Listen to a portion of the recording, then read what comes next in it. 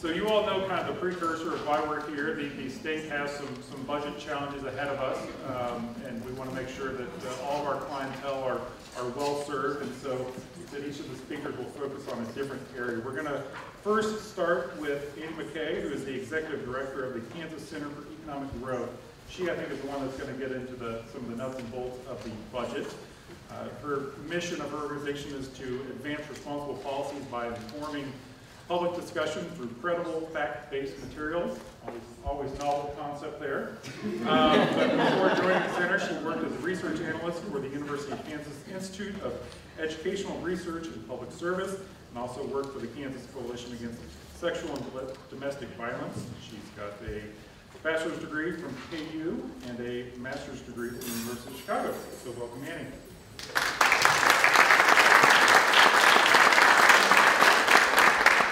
Thank you, and thanks to UCS and the Greater Kansas City also for having us in this very important discussion. I saw my colleague, Sister Therese, before we started, and she said she was thankful for the sunshine today, and I said it may feel like I'm bringing the rain. So just to warn you all, that some of you have seen me several times, and so I feel like we've got some good budget and tax policy crisis counselors in the room, for those of you who haven't seen this or who don't know what's going on with our budget. So to start with, I'm just going to do a quick overview of the Kansas budget for those of you who maybe aren't familiar with the different parts that come together. And we're going to look then in more detailed view at the State General Fund, what makes up the State General Fund, some of the policy changes we've made in the last couple of years, which are driving some of our discussions today. And then we're going to talk a little bit about where we're headed into the session and some of the options that lie ahead. And we're coordinating with the person up front. So if I point, just know that I'm not shaking my finger at you. Okay. So starting first with the budget and looking, go for it. I'm still working on it. So looking at everything that's in Kansas's checkbook, all the funds coming in, Kansas's operation this fiscal year, which you know we're about halfway through. It started on July 1st. It's going to go till June 30th. We have about a little over $15 billion in Kansas's checkbook to fund all the things that are important to us. So we're going to focus my sort of 15 to 20 minutes on that top box, the State General Fund, or SGF. That's the portion of the budget that policymakers have the most discretion over. But just to kind of quickly go through here from bottom to top, we've got all of the funds at $4 billion. And this is lottery fees and other smaller, hundreds of other fee funds coming in. We got the higher ed tuition fee and federal funds at $1.8 billion certainly for a specific purpose when we look at our higher ed system across the state. We have the federal Medicaid funds coming in, and this $1.9 billion we use to match Kansas's money that comes out of the State General Fund to support our Medicaid services. And then we look at the highway fund, the $1.3 billion, sometimes affectionately referred to as the Bank of KDOT. And the reason why I bring this up is because it's certainly been lifted up as a possibility for plugging some of the holes as we move forward, and historically has been something that we've tapped into under previous administrations to move up into the State General Fund. So when we sort of talk about the fluidity between these, we see more interaction between the State General Fund and the Highway Fund. But in that top box, the State General Fund at $6.3 billion, that's the one that we're going to look at in a little bit more detail. Let's go ahead. So what makes up the State General Fund? You can see that it primarily comes from two sources. Sales tax, or retail sales tax that we pay on all the things we go shopping for, comes in at a little over 42%, and then individual income tax also comes in at a little over 42%. We've got corporate income tax and then several other smaller portions like severance tax on oil and gas and tobacco and liquor taxes and some other revenue. But what the biggest changes we've made was in our tax policy, and that targeted the individual income tax part of this pie. It is the goal with our tax policy to eventually entirely eliminate the individual income tax portion of this. So that comes out to about $2.8 billion. When we're thinking of that top box, that State General Fund at $6.3 billion, about $2.8 comes from the individual income tax. So looking forward at what we support with the State General Fund, we use the State General Fund at $6.3 billion, about half of which goes to K through 12 education. We also support higher ed with it at a little over 12.5%. Kansas's share of Medicaid, or the CanCare program, registers at about 20% of the State General Fund. And then we've got other human services, public safety, general government, ag and natural resources. When you look at this pie, about 90% of that $6.3 billion, about 90% of the state general fund, goes to support health and human services and education across the state of Kansas. So where we find ourselves today and looking forward is it's difficult to conceive making major changes to the tax policy and major changes to the state general fund without it having some impact on these investments, on K through 12, our neighborhood schools, on safe communities, on access to health care, on higher ed across the state of Kansas. Go ahead. So I've been talking a little bit about those tax policy changes, and I just want to recap them. I don't want to go too far into the weeds here, but just kind of give you the 30,000-foot view of what's happened so far and what's still left to happen. In 2012 and 2013, Kansas passed unprecedented tax policy changes. Certainly other states had tinkered with income tax cuts over the last several years, but no one did what Kansas did, which is what we are experiencing today. So you can see that we have rate reductions up at the top there. We've got the top rate and the bottom rate slowly going down through 2018. So what we've experienced thus far are some rate reductions, but not all of the ones that are scheduled by law. Once we get to 2018, then there's this sort of complicated, very crazy formula that kicks in that takes us eventually down to zero and eliminating that half, or that little over 42% of the state general fund. We also eliminated about 191,000 businesses, their requirement to pay income tax. Those were the two significant revenue reductions of the tax package. But we also had to have some things offset those, or pay fors, that we often think about. So we used to have a sales tax rate at 6.3%. It was a temporary increase that we enacted during the recession to help us get by. And instead of letting that sunset, which it was supposed to do, we just allowed it to drop down to 6.15%. So that was some of the pay for to help balance out the income tax cuts. We also made some changes to the income tax deductions and credits. When we cut taxes in 2012 and 2013, we eliminated some really key income tax credits for low-income families, including the food sales tax rebate, the refundable portion of that. We eliminated the renter's property credit. We also eliminated the child independent care credit. One important credit that still remains for hardworking low-income families in Kansas is the earned income tax credit. So that is actually still on there. And then through these years, stair-stepping down in accordance with the rates is the itemized deduction piece. That was also one of the pay-fors. In the end, though, it's estimated by Kansas Legislative Research that Kansas ultimately will receive about $3.7 billion less, and that's just through 2018. So that actually doesn't get us all the way through the tax changes. Okay. So this next slide gives you some idea of where we're currently at. After the consensus revenue estimates released their revised revenue figures for the state of Kansas, it was learned that we face an approximately $280 million hole for this current fiscal year. So right there at fiscal year 15, we're about halfway through it. That's really pretty. And probably the most uplifting thing you're going to hear while So we currently are expected to bring in a little over $6 billion for this current fiscal year.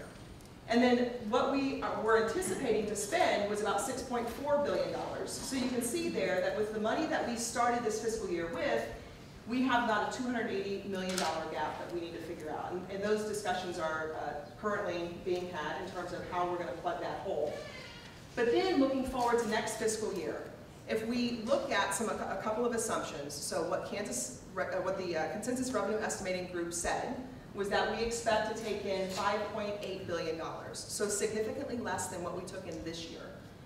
And if we were to look at Kansas Legislative Research's estimates in terms of what we expect to spend next year, it's about $6.4 billion. The most conservative, I think by all accounts, estimate of that gap is a little over $600 million. More accurate probably would be upwards of $700 million, because this figure right here doesn't take into account growing Medicaid costs. It doesn't take into account growing school enrollment costs. So when we total these three lines up here, starting with the 6 months left in this fiscal year, looking at the 2 years ahead, that's about a $1.4 billion shortfall coming into the state general fund. So when we look at this historically, When we look at the revenues and the expenditures coming and going from the state general fund, it's important to understand a couple of things. We've certainly had to hit hard times before during the recession and make cuts. But one of the things I really want to underscore as we talk about investments, as we talk about our neighborhood schools and safe communities and all the things that matter to us, is that we made cuts to these services, to these critical investments through the recession. And what everyone sort of thought was going to be temporary measures to get by. And those cuts and that operating budget that those folks are using now really looks like the new normal. The constraints that they put into place moving forward that they expected to be temporary is really everybody's new normal. So when we look at moving forward, the ability for any one of those investments to absorb future cuts, it becomes pretty limited. And also we start talking about impacts to vulnerable Kansans and damages to services. We got through the recession, or came out of the recession rather, through a couple of measures. So where the green line starts to take off after fiscal year 10 and pulls away from what we were spending, pulls away from the red line, it's because we passed that temporary 1 cent sales tax. We also were making transfers from the Department of Transportation to help shore up the state general fund, and we were seeing an increase in income tax collections. The state's economy was recovering from the recession, albeit slowly, but it was happening. Those three things combined helped to shore us up and helped to see that then revenue pull away from our expenditures. That's where we built up the state's bank balance. What's really important to know is that the state of Kansas does not have a rainy day fund. We don't have a safety net. The safety net for us is what's ever left in the checkbook. And we burned through that amount in the first full year of the tax cuts. Where you see the green line drop was the first full year of the tax cuts. It dropped more quickly in that first full year than it did in the 3 years of the recession combined. So we were able to get through that, through the ending balance, by the fact that we had a growing gap and we were building up our state reserve. We don't have that anymore. That's one of the reasons why budget cuts are on the table as we look at what we have, the options we have moving forward. So, next slide.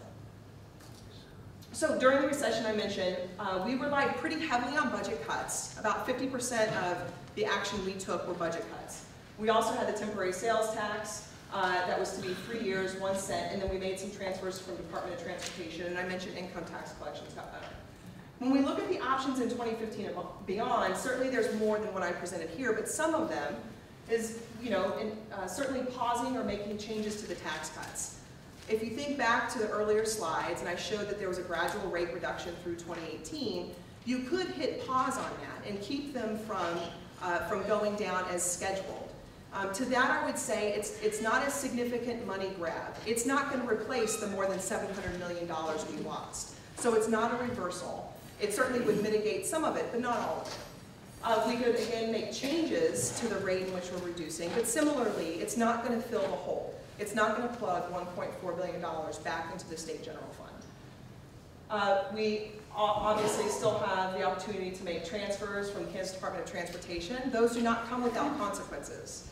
While we've been transferring from the highway fund into the state general fund, we then have turned around and issued bonds for our transportation programs. So when you think about this, we borrow because we can't issue bonds for our general operating. We can't issue bonds for the state general fund. So one workaround that we've managed under previous administrations is to issue or make transfers and then issue bonds to backfill for transportation. So that's certainly an option.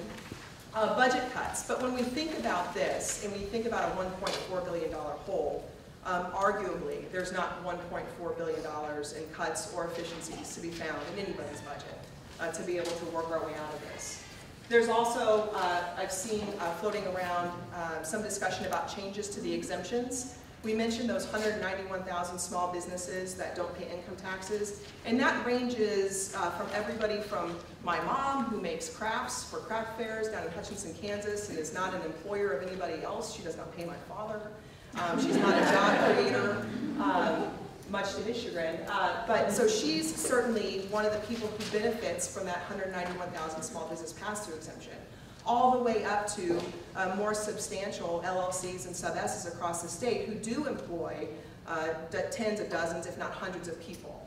So it's a pretty wide range in terms of who's benefiting from that policy, and there has been some discussion in terms of tightening that up or looking at its effectiveness.